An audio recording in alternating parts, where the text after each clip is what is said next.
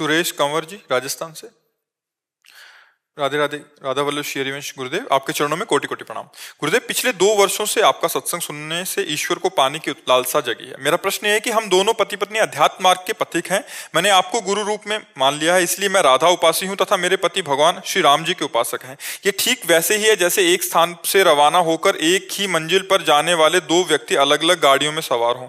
क्या हमें अपने मार्गों पर इसी तरह अलग अलग गाड़ियों में चलते रहना चाहिए या दोनों में से एक दूसरे की गाड़ी पर चढ़ जाना चाहिए? अब निष्ठा किसकी कितनी पक्की है, अब ये किसका प्रश्न है? हाँ, निष्ठा कितनी पक्की है ये पता चलना चाहिए ना। अगर मानो राम भक्ति की निष्ठा परिपक्व हो गई है तो फिर बिल्कुल नहीं छेड़ना चाहिए। अगर कृष्ण भक्ति या राधा भक्ति की निष्ठा, फिर नहीं छेड़ना चाहिए। अभी प्रारंभिक है तो बात अलग है, निष्ठा पर नहीं। और दोनों जब स्नान करेंगे तो एक ही धारा होगी, अंतर नहीं होगी। घाट अलग है, विश्राम घाट मथुरा, जुगल घाट वृंदावन, केसी घाट वृंदावन, लेकिन तीनों घाटों में जब उतर कर गोता लगाएगा तो धारा एक ही मिलेगी। धारा एक ही है, वो तत्व एक ही है, उसी के अनंत नाम है, उसी के अनंत रूप हैं, कोई भेद नहीं है। आप राम कहें और आप राधा राधा कहें तो दोनों एक ही है। जो राम में विराजमान है रा, वही राधा में विराजमान रा है।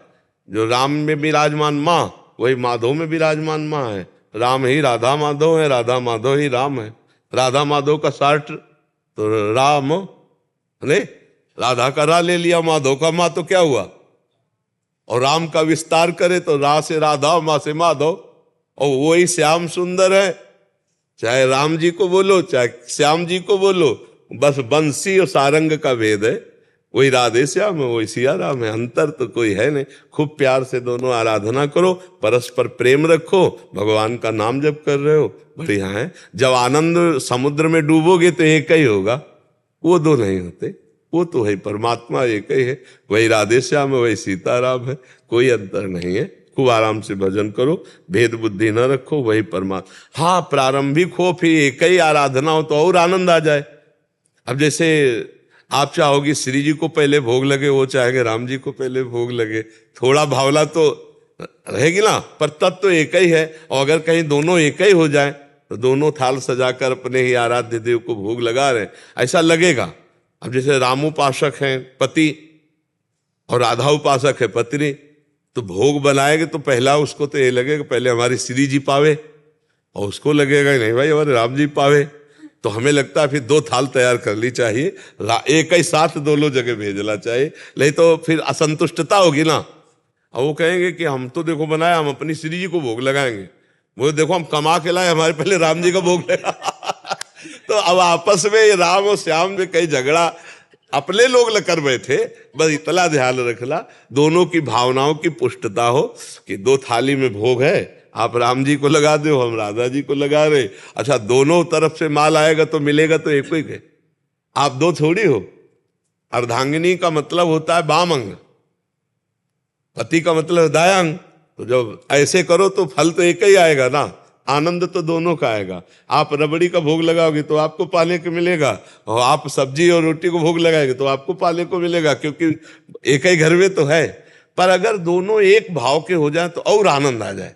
पर अगर निष्ठा बन चुकी राम जी की तो बिल्कुल नहीं छेड़ना चाहिए, क्योंकि निष्ठावान को जो दुख होता है फिर वो असहनीय होता है।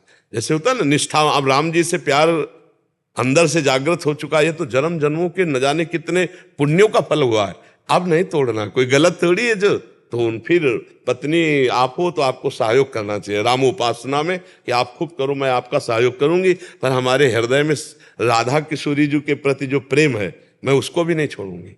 पत्नी हूं, आपका सहयोग करूंगी, लेकिन हमारी जो आंतरिक उपासना है उस पर मैं भेद नहीं डालूंगी। ऐसे पति को सोचना चाहिए कि पत्नी हो तुम्हारा सहयोग करेंगे, पर हम अपनी उपासना में अपने, अगर दोनों दृढ़ है अपनी अपनी उपासना में तो, अगर प्रारंभिक है गुंजाइश है तो फिर एक ही में आ जाना चाहिए।